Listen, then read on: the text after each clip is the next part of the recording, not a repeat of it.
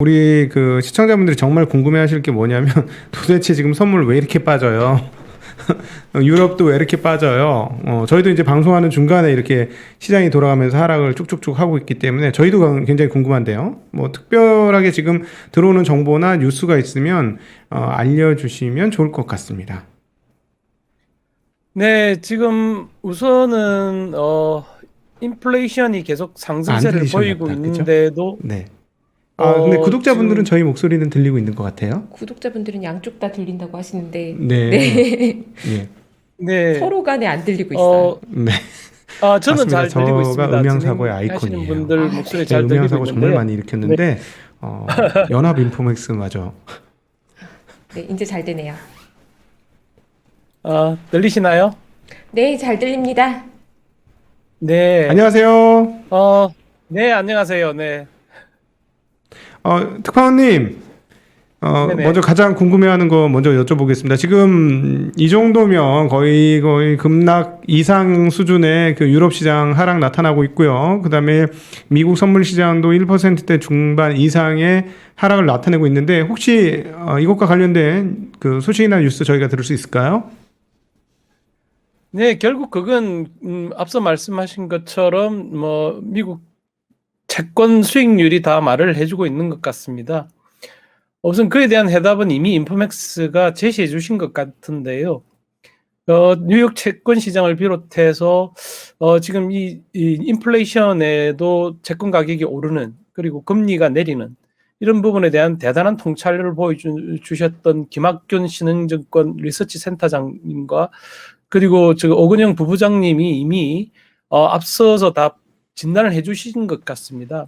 결국은 글로벌 경기 둔화에 대한 우려가 채권 수익률은 물론이고 지금 글로벌 증시에도 영향을 미치고 있는 것 같은데요. 채권 시장을 우선 중심으로 좀 말씀드려 보겠습니다. 채권 시장 참 어렵습니다. 이게 금리 상승을 촉발해야 될 재료들이 금리 하락을 오히려 견인하는 그런 수수께끼 같은 현상이 지금 다반사로 일어나는데요.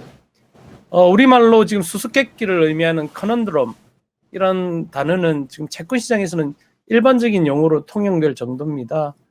그래서 채권 시장의 수수께끼가 어떤 의미를 가지는지 살펴보면 현재 상황에 대해서도 좀 시사점을 제공할 것 같습니다.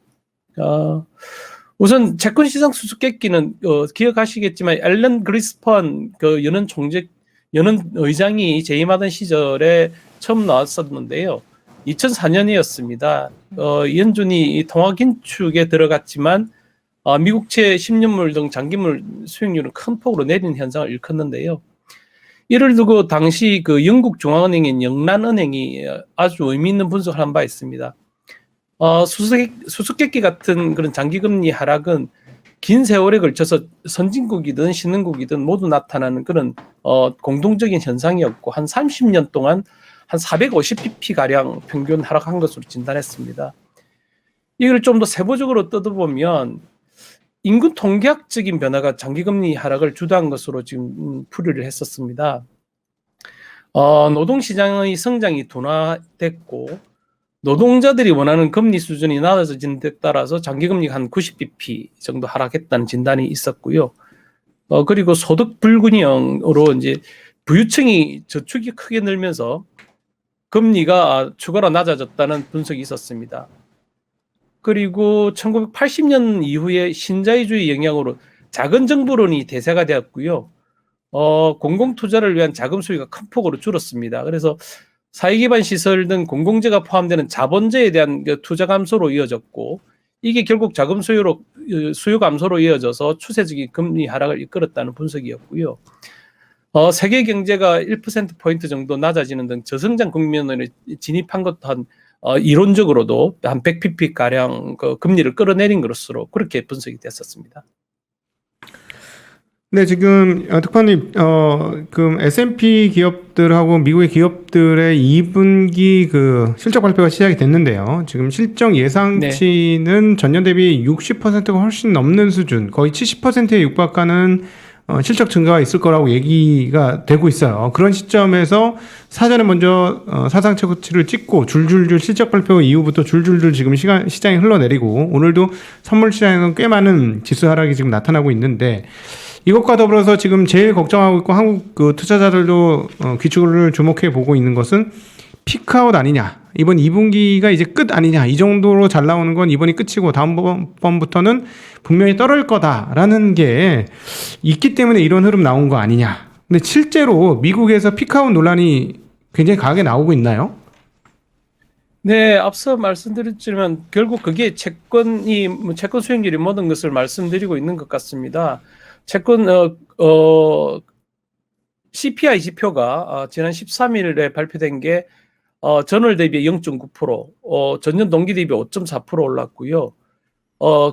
음식과 에너지를 제외한 그 근원 CPI가 전년 대비로 4.5% 올랐습니다. 이게 무려 1991년 이후 최고치에 해당하는데요.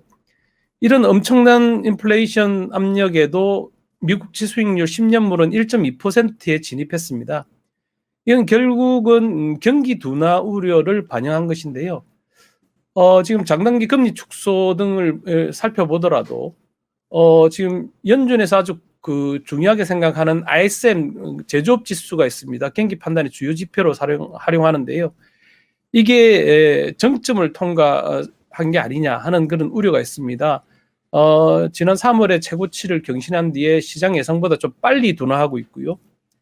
골드만삭스 분석에 따르면 1980년 이후 ISM 제조업 지수가 정점을 통과한 이후에는 미국채 수익률 10년물이 하락하는 경향이 뚜렷하게 나타났습니다. 그래서 이런 분석 등이 채권 시장에 선반영됐고 그에 따른 그 파장이 미국 증시에도 일부 영향을 미치는 것 아닌가. 금방 말씀하셨던 피크아웃의 그런 영향 또 이런 부분에서 좀 자유롭지 못한 것 같습니다. 특별히 이거는 그때 조금 좀 이상한 게 이거는 채권 시장의 오해 아닌가요? 채권 시장의 오해 또는 아니면 채권 시장이 너무 자기네 관점에 가두어져서 미래까지 자기네 원하는 대로 보면서 그렇게 조금 약간은 채권 시장이 인위적으로 만들어내는 그런 시세 아닌가 하는 생각도 좀 드는데 어떻게 생각하시나요? 예, 맞는 말씀이고요. 근데 지금 앞서 말씀드렸던 그린스판 수수께끼에 적용됐던 사안들은 지금도 유효한 분석일 듯합니다. 다만 지금은 이제 신종 코로나 바이러스 감염증 팬데믹이 사실은 인류사에 한 획을 그을 정도로 세계 경제에 큰 충격을 줬지 않습니까? 이 충격에 따른 채권 시장 지금의 그런 특수한 배경도 좀 따로 있는 것 같습니다. 우선 지금 인플레이션은 앞서 말씀드렸으니까 그 부분은 공급망 병목 현상이라든지 이런 부분에 따라서 좀 더 가파르게 상승한 것 같고요. 파월 의장의 그런 발언을 주목해야 될 것 같습니다. 대부분 그 인플레이션 상승이 일시적인 요인이라는 기존 입장을 거듭 강조했고요. 이것 때문에 그 초완화적인 통화 정책을 성급하게 되돌리면 실수하는 것이라는 그런 파월 의장의 강력한 발언이 있었기 때문에 지금 채권 시장은 좀 일종의 안도랠리를 펼치는 것 같고요. 그리고 장단기 금리 스프레드 축소를 좀 더 주목해 봐야 될 것 같습니다. 통상 10년물하고 2년물 금리 차이를 중요한 잣대로 보는데요. 이게 지난 3월 한때는 한 158bp, 160bp까지 확대됐었고요. 경기 둔화가 한창이었던 지난해 말에는 이게 80bp 이하로 내려갔었습니다. 이게 지금 111bp, 110bp 정도 수준까지 지금 좁혀져 있거든요. 그래서 지금 장단기 금리 스프레드가 무엇을 의미하는지 좀 눈여겨봐야 될 것 같은데요. 통상적으로 금리 스프레드 축소는 수익률 곡선이 좀 평탄화된다는 것을 의미하고 이건 경기가 둔화될 것이라는 그런 우려가 강할 때 나타나는 현상입니다. 그래서 지금 ISM 제조업 지수 등을 보면 지금 경기가 정점을 지난 것 아니냐 하는 그런 부분이 일단 채권 시장에서 팽배한 분위기고요. 여기에다가 델타 변이 바이러스 확산이 좀 더 영향을 미치고 있습니다. 일부 국가들이 새롭게 봉쇄 조치에 돌입하거나 하면서 지금 경제 하방 리스크가 좀 강화되고 있는 것으로 풀이되고 있고요. 실제로 지금 미국 연방질병통제예방센터 CDC는 델타 변이가 신규 확진자의 절반을 넘었다. 그래서 지금 지배적인 변종으로 지금 추정을 하고 있습니다.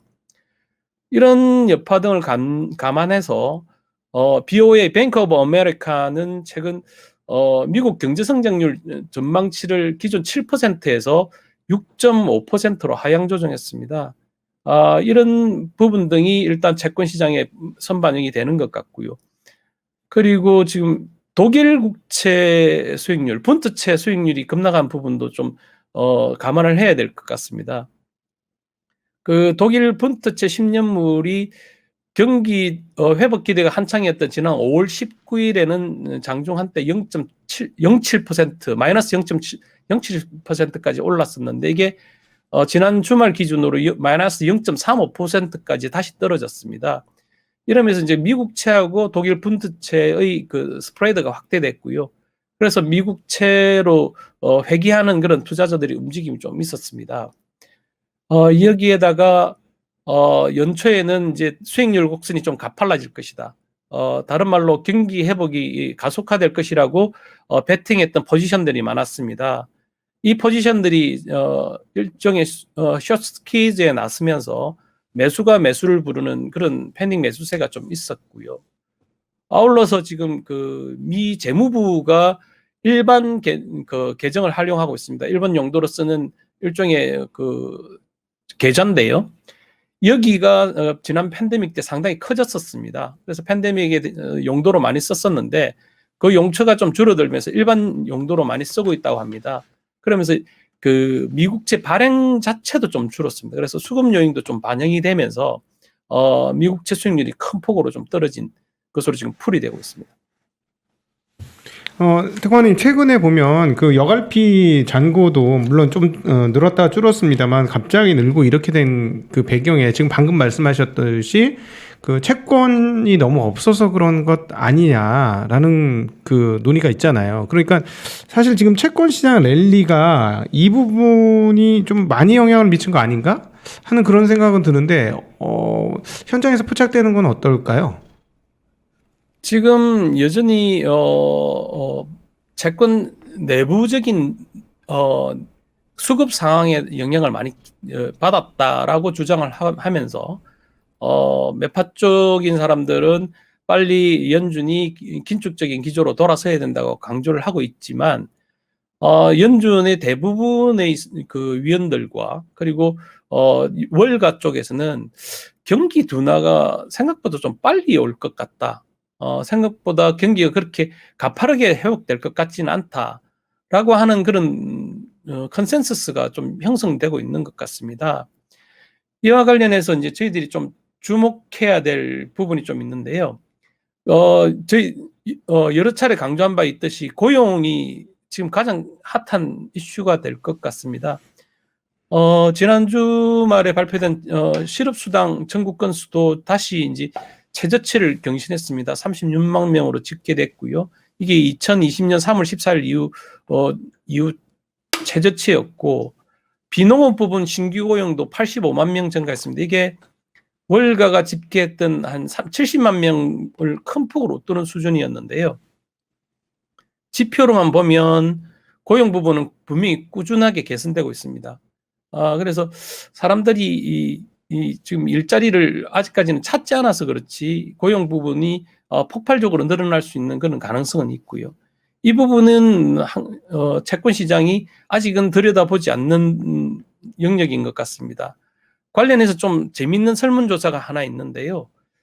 이 설문조사를 바탕으로 일부 전문가들은 여름이 지나면 학교가 다시 문을 열고 백신이 추가로 보급되면 고용이 급증할 것이라고 시사하는 대목이라고 지금 이 설문조사 결과를 활용하고 있습니다. 구인 광고 웹사이트인 인디드가 있습니다. 여기서 미국 성인 5,000명을 대상으로 지난 5월부터 6월까지 조사한 결과가 있는데요. 사람들이 일자리를 찾지 않는 이유를 이제 조사를 해봤더니 응답자의 23%는 코로나 감염 때문에 그에 대한 공포 때문에 일자리가 넘쳐나도 구직을 포기했다고 답했고요. 20.8%는 배우자의 소득이 있기 때문에 구직 활동을 하지 않는다고 이야기했습니다. 그리고 저축 등 재정적 여유가 있기 때문에 답한 사람도 한 19.5%에 이르렀고요. 풍족한 실업수당으로 구직 활동을 포기했다는 응답은 전체 9.5%에 불과했습니다. 그래서 너무 과도하게 지급된 연방실업보조금이 구직 활동의 걸림돌에는 부족하고는 조금 거리가 있는 그런 조사 결과였습니다.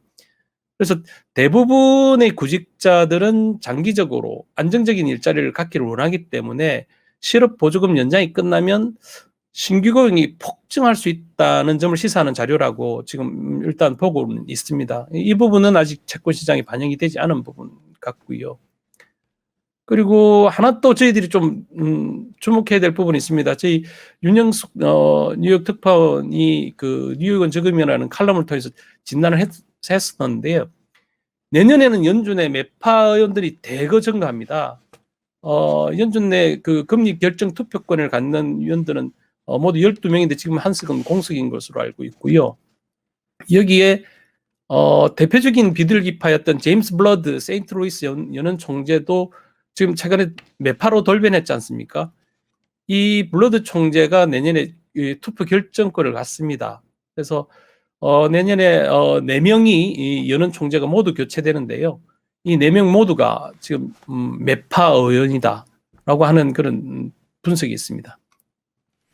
네, 그 특파님 지금 최근에 그 부동산 이번 주에 이제 부동산 지표들 몇 개 발표가 되잖아요. 오늘도 발표가 되고 이제 목요일 날도 또 발표가 됐는데 지금 연속적으로 지금 주택 가격이 올라가는 게 정말 대단해요. 112개월인가 그렇죠, 이제.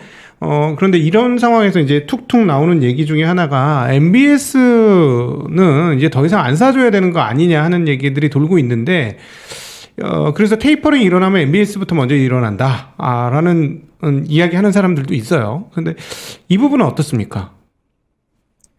네, 그 부분은 카플란 총재께서 여러 번 이야기했던 내용입니다. 지금 예컨대 지금 뭐 전미주택 건설협회 가격지수, 주택 가격지수나 기존 주택 판매 실적이 다시 과열을 의미할 경우에는 MBS부터 먼저 축소하자는 목소리가 더 커질 게 분명하고요. 지금 연준은 국채 한 800억 달러, MBS 400억 달러 모두 합해서 1200억 달러 정도를 이제 QE에 나서고 있는데요. 이 부분에서 MBS부터 축소하자는 목소리는 분명히 더 커질 수 있습니다. 관련해서 지금 그 인플레이션과 관련해서도 좀 이 주택 지수 그리고 주거 비용에 대해서 좀 살펴볼 필요가 있습니다. 그 주거 비용이 이제 코어 인플레이션에도 포함되는데 이건 지금 임대료를 기준으로 하고 있습니다. 근데 미국은 그 60%가 넘는 자가 그 주택을 보유하고 있습니다. 그래서 임대료를 내지 않습니다. 그래서 임대료 측정이 간접적으로 이루어질 수밖에 없는데요. 현대 주택을 가진 사람의 경우 임대료 측정은 비싼 집을 임대했을 경우를 가정해서 측정합니다. 이걸 이제 자기 주택 임대 전환비 OER이라고 그러는데요. Owners Equivalent Rent라고 합니다. 이 방법 외에는 특별하게 좋은 방법이 없어서 계속 사용을 하고 있는데 이게 지금 집값 상승하고 괴리가 상당히 커져 있습니다. 그리고 통계적으로도 그 미국은 임대료를 법률적으로 큰 폭으로 올릴 수가 없습니다. 그리고 이사하는 비율도 작기 때문에 임대료를 롤오버 할 때 그렇게 큰 폭으로 인상이 되지 않는다고 합니다. 이런 현실적인 요인을 감안하면 현재 인플레이션은 에서 한 0.5%포인트 정도는 더 높은 게 아니냐 하는 그런 비공식 주장이 또 하나 있고요. 그리고 주택 지수 말고 우리가 관련해 주목해야 될 주택 관련 이슈가 하나 더 있습니다. 그 조 바이든 미국 행정부가 코로나19에 따른 경제적 어려움을 겪고 있는 세입자 보호를 위해서 강제 퇴거 유예 조치를 지난달 말에 끝나는 걸 한 달 연장했습니다. 그래서 지금 그 기한이 이달 말로 종료됩니다. 지금 주택도시개발부에 따르면 3월 말 현재 한 640만 가구가 집세를 제때 납부하지 못한 것으로 나타났고요. 지난달 현재로 한 320만 명이 앞으로 2달 내에 강제 퇴거당할 상황인 것으로 지금 당국은 파악하고 있습니다. 이 부분도 향후 물가 지표나 경제 상황이 어떻게 반영될지 전문가들도 지금 촉각을 곤두세우고 있습니다. 그러면 주택 지표가 좋게 나온다고 해도 사실 MBS 매입을 줄이는 결정을 하는 거는 사실 좀 쉽지 않은 상황 아닐까요? 그래서 지금 이 부분은 저희들이 사실 그동안은 언론을 통해서라든지 여러 번 지적되지는 않았던 부분입니다. 그래서 이게 과연 어떤 경제적인 파장을 미칠지는 이달이 지나봐야 알 것 같습니다. 그래서 최근에 제가 이제 그 뉴욕 월가 쪽에 정통한 분하고 대화도 나눴는데 이달 말로 종료되는 강제퇴거 유예 조치와 고용 이 두 가지가 향후 인플레이션을 가늠하는데 아주 중요한 잣대가 될 것이다라고 지금 보고 있습니다. 특파원님 최근에 이제 중국에서 지진율을 인하를 했어요. 그리고 폭도 뭐 적지 않은 수준의 규모가 더 적지 않은 수준의 그 지진율 인하를 했는데요.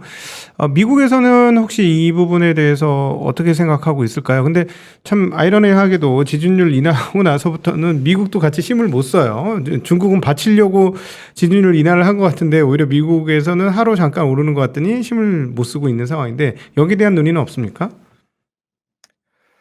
네, 뭐 중국 지준율 인하도 사실 반짝 위안화 환율에 영향을 미치다가 크게 힘을 못 썼고요.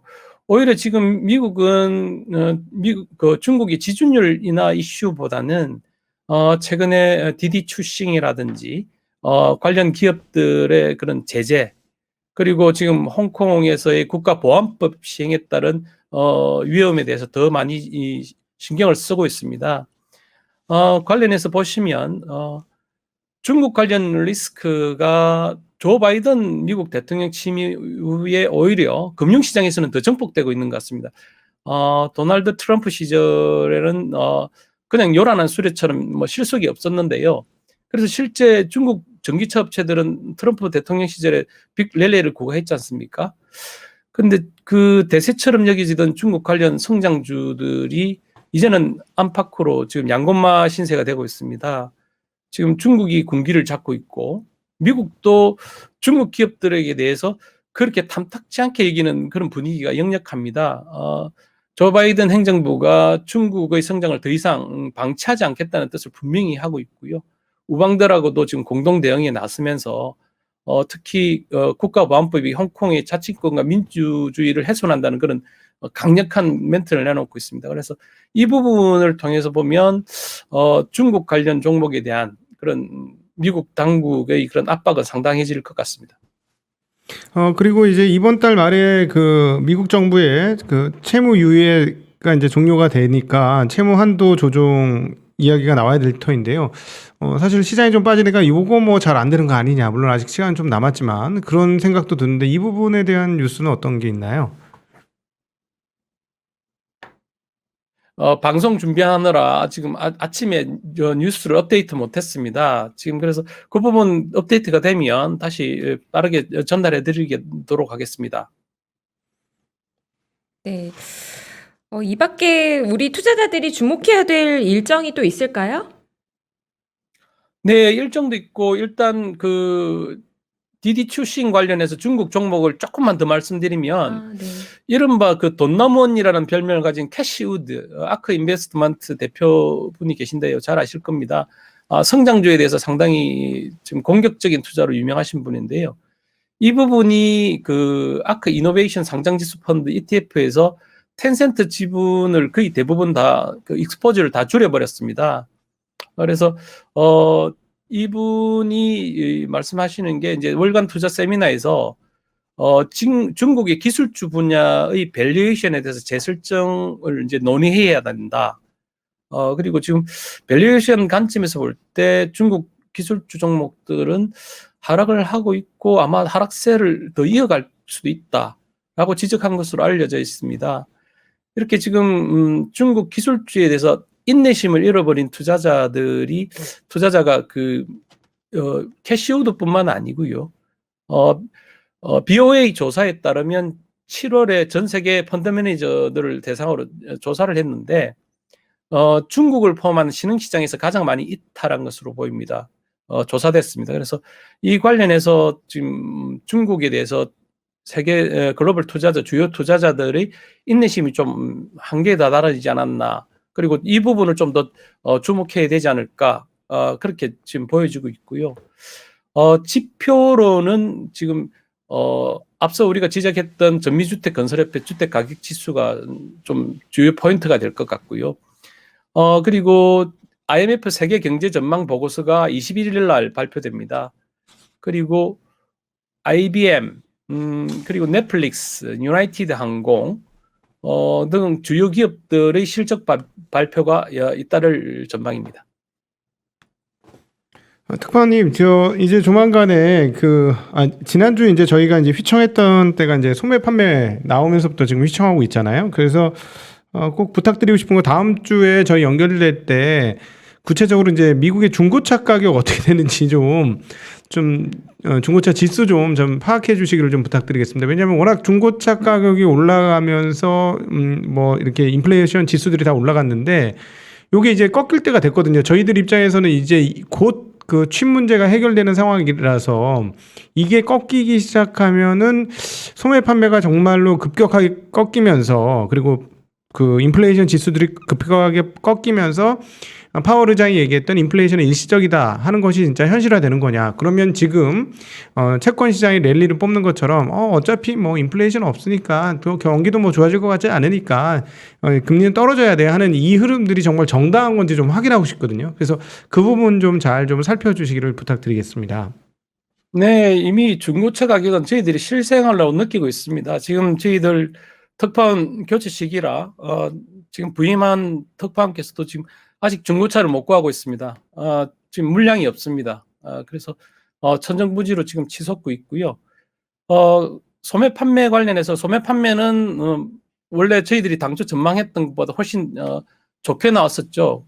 그러면서 이제 그 다른 금융 지표도 그걸 발판 삼아서 랠리를 펼쳤었던 부분이 좀 있는데요.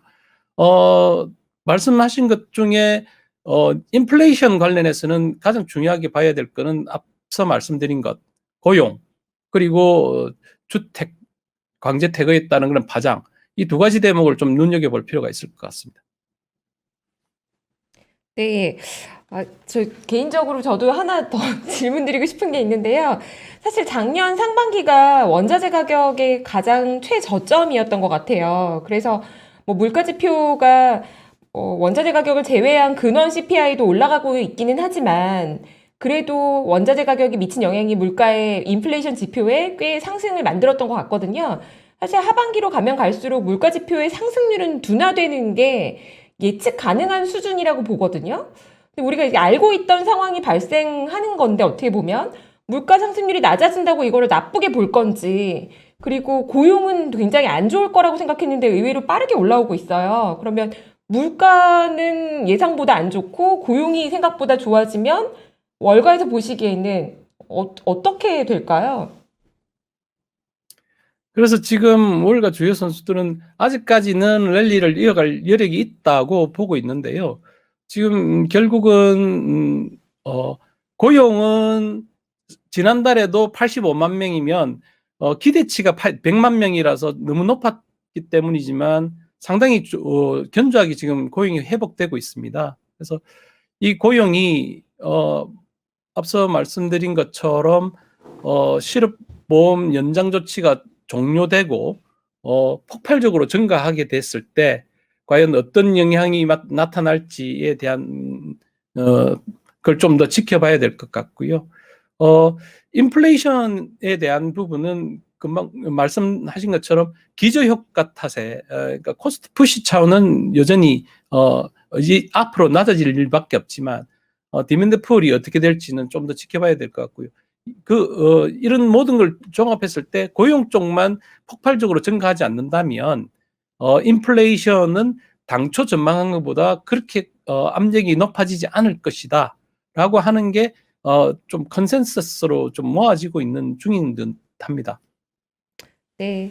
오늘 좋은 말씀 감사하고요. 네, 뉴욕 현지 이슈 여기까지 듣도록 하겠습니다. 인포맥스 배수연 뉴욕 특파원님 오늘 감사합니다. 고맙습니다. 네, 수고하셨습니다. 감사합니다.